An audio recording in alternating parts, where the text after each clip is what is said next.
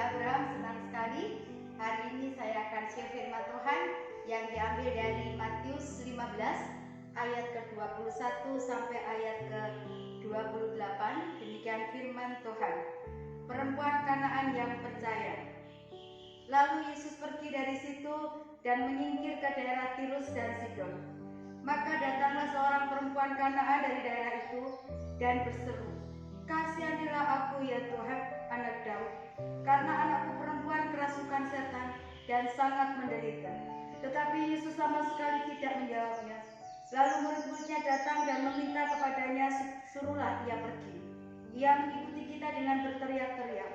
Jawab Yesus, "Aku diutus saja kepada domba-domba yang hilang dari umat Israel." Tetapi perempuan itu mendekat dan menyembah Dia sambil berkata, "Tuhan, tolonglah aku." Tetapi Yesus menjawab, "Tidak patut mengambil roti yang disediakan bagi anak-anak dan melemparkannya kepada anjing." Kata perempuan itu, "Benar Tuhan, namun anjing itu makan remah-remah yang jatuh dari meja tuannya." Maka Yesus menjawab dan berkata kepadanya, "Hai ibu, besar imanmu, maka jadilah kepadamu seperti yang kau kehendaki." Dan seketika itu juga anaknya sembuh. Judul firman Tuhan hari ini adalah iman yang menarik kuasa Tuhan. Kita akan belajar dari seorang perempuan, seorang wanita yang berasal dari Sirofenisia. Ini berasal dari daerah Tirus, daerah Sidon dan sekitarnya. Wanita ini adalah wanita yang belum percaya kepada Tuhan. Wanita yang daerahnya masih menyembah berhala. Tapi ada dua hal penting yang kita harus tahu. Ternyata begini, belas kasihan Tuhan berlaku kepada semua orang. Tidak dibatasi oleh suku, tidak dibatasi oleh agama. Yang kedua, ternyata mujizat Tuhan disediakan kepada orang yang percaya maupun yang belum percaya, tapi berani belajar untuk percaya. Mengapa wanita ini bisa mengalami yang namanya mujizat Tuhan? Mengapa wanita ini anaknya boleh mengalami kesembuhan? Karena ada tiga hal penting yang ada di dalam diri wanita ini yang menarik kuasa Tuhan terjadi di dalam hidupnya. Yang pertama, ketika wanita ini mengalami masalah, anaknya yang sakit, dia datang kepada Tuhan, datang kepada alamat yang tepat. Wanita ini tidak datang kepada paranormal, tidak datang kepada orang pintar, tidak datang kepada dukun-dukun, tapi dia datang kepada Tuhan karena yang dia dengar, Yesus yang menyembuhkan orang sakit pasti menyembuhkan anaknya yang sakit. Yang didengar oleh wanita ini, Yesus pernah membangkitkan orang mati. Dia belajar percaya bahwa mujizat pun bisa terjadi kepada anaknya.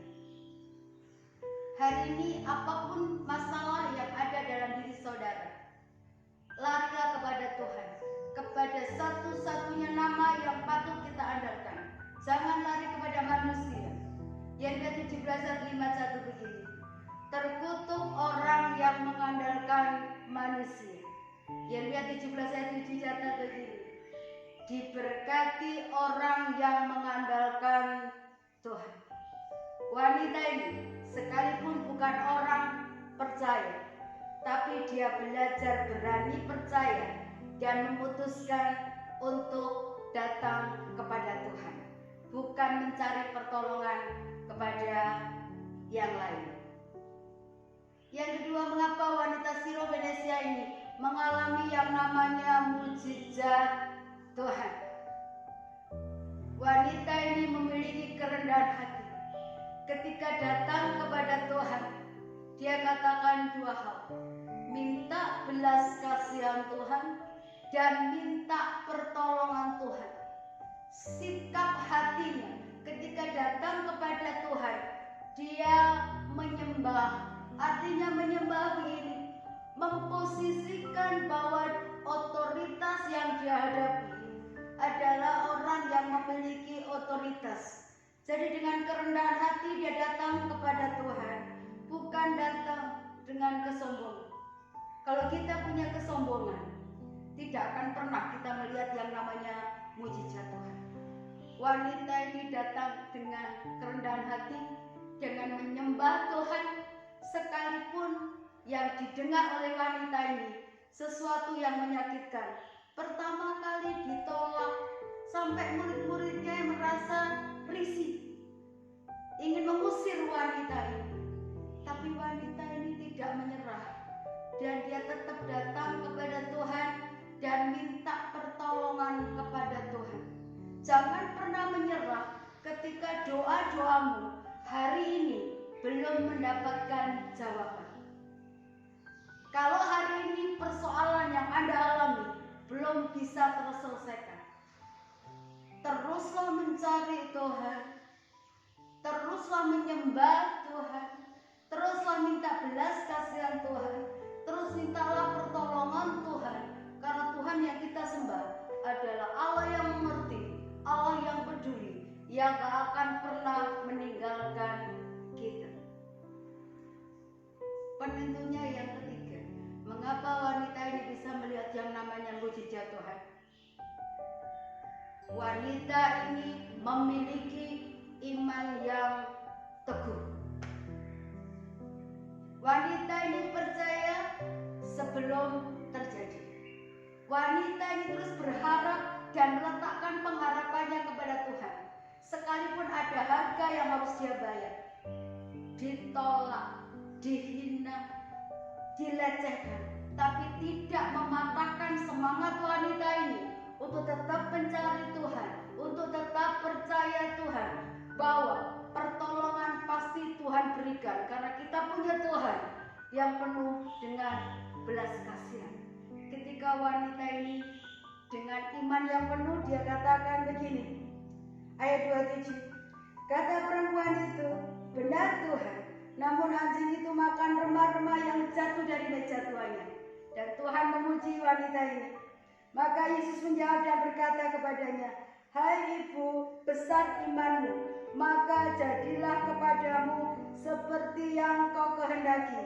Dan seketika itu juga anaknya sembuh. Ketika iman wanita ini bekerja, dia melihat mujizat Tuhan. Ketika wanita ini imannya terus-menerus bergantung dan percaya pada kuasa Tuhan, wanita ini melihat anaknya disembuhkan oleh Tuhan. Hari ini apapun masalah saudara, datanglah kepada Yesus. Berani bayar harga untuk menantikan waktu Tuhan. Dan terus belajar beriman, maka kita akan melihat belas kasihan Tuhan turun atas hidup kita. Kesaksian yang terakhir, saya pernah pelayanan di satu daerah. Saya punya sahabat baik yang namanya Ko Edi dan Ko Tek. Ko Edi bilang begini, Bu Dewi, ada orang gila 1 tahun. Dia bukan orang percaya, tapi dia mau didoakan. Akhirnya kami bertiga pergi ke tempat itu. Sebelum masuk rumah orang itu, saya mengurapi Ko Tek dan Ko Edi untuk mendoakan orang itu. Sebelum saya masuk ke kamar orang yang gila itu, suaminya menyapa kami dan saya bilang saya akan berdoa karena saya orang Kristen, saya akan berdoa. Suaminya bilang begini, "Tidak apa-apa Bu, tidak apa-apa Pak, silakan doakan istri saya. Yang penting istri saya sembuh." Saya bilang gini, tapi perlu percaya Pak untuk bisa melihat kuasa Tuhan. Baik. Sebelum masuk ruangan tidur ibu itu, saya berdoa bertiga sama Ko Edi dan Ko Tek. Kami menyembah Tuhan sesaat, dan ketika masuk, Tuhan taruh di hati saya untuk memuji. Ada kuasa dalam darahnya, darah domba Allah. Saya urapi seluruh kamarnya dengan minyak. Saudara tahu, ketika saya urapi minyak, wanita yang sakit ini teriak seperti orang kepanasan. Setelah itu dia tertidur, tapi manifestasi guling-guling gitu. Saya sepakat ketika berdoa, katakan semua, dia mulai manifestasi. Saya nggak ngikutin ketika dia intervensi, ketika dia ngancam saya, dia berubah-ubah suaranya. Saya cuma bilang gini, di dalam nama Yesus, kuasa Tuhan lebih besar dari kuasa apapun yang di muka bumi ini.